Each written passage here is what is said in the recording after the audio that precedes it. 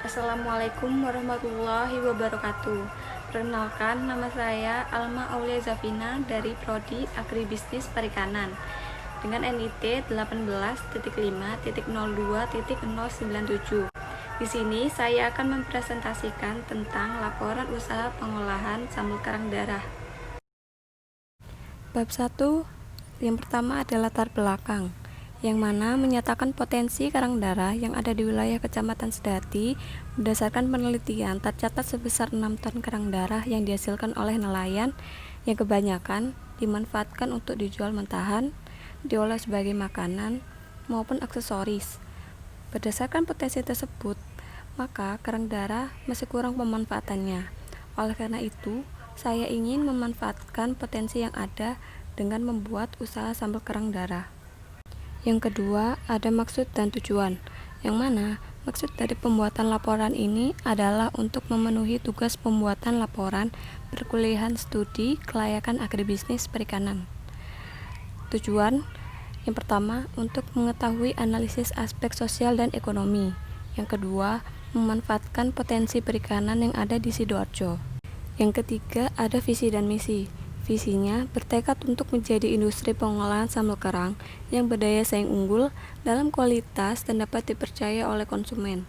Misinya yang pertama, menciptakan inovasi bagi dunia bisnis. Yang kedua, menciptakan lapangan kerja sehingga kemandirian ekonomi bangsa dapat terwujud. Yang ketiga, menghasilkan laba yang pantas untuk mendukung pengembangan perusahaan. Yang keempat, menyajikan makanan yang sehat dengan harga yang terjangkau. 5. Memberikan kualitas pelayanan yang sangat baik. Bab 2, rancangan teknis pengolahan. Yang pertama, ada kebutuhan bahan baku. Di antaranya ada karang darah, bawang merah, bawang putih, cabai merah, cabai rawit, kaldu bubuk, gula, dan juga minyak. Yang kedua, sarana dan prasarana. Sarana dan prasarana yang digunakan dalam pembuatan sambal karang ini yaitu baskom, wajan, spatula, kompor, pisau, telenan, blender, dan juga teflon.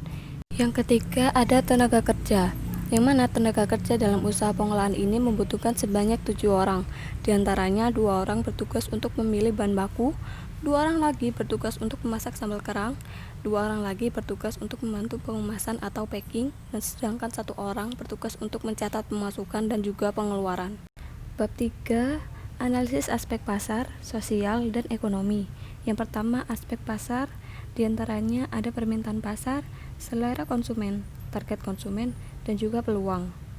Yang kedua, ada aspek sosial, yang mana bertujuan untuk membangun sebuah interaksi atau hubungan antara para karyawan, customer, distributor, pihak jasa pengiriman, dan warga di sekitar lokasi usaha pengolahan sambal karang. Yang ketiga, ada aspek ekonomi. Dengan dibukanya usaha pengolahan sambal karang ini, saya ingin membuka kesempatan untuk siapapun agar membantu mereka mendapatkan pekerjaan, serta saya berharap dengan membuka kesempatan lapangan pekerjaan ini bisa mengurangi jumlah pengangguran yang ada di wilayah Sidoarjo. Bab 4, pengolahan. Yang pertama, ada nilai dasar perusahaan, yang mana terdiri dari integritas, komitmen, terbuka, rasional, dan juga visioner. Yang kedua, ada perencanaan pemasaran, yang mana dilakukan dengan media online seperti Shopee, Tokopedia, Instagram, Facebook, dan juga WhatsApp. Yang ketiga, perencanaan keuangan, yang mana sumber pendanaan yang dikeluarkan menggunakan uang pribadi. Dan yang keempat, perencanaan produksi, yang mana rencana produksi sambal karang ini sekitar 6.000 botol per bulan. Bab 5, perhitungan biaya. Yang pertama, ini ada biaya investasi, yang mana total biaya penyusutan per bulan itu 87.500 dibagi 12, sama dengan 7.291, dan jika dibulatkan menjadi 7.500. Yang kedua, ada biaya tetap, yang mana total biaya tetap per bulan sebesar 77.500. Sedangkan biaya variabel, total biaya dalam satu kali resep yaitu 39.200.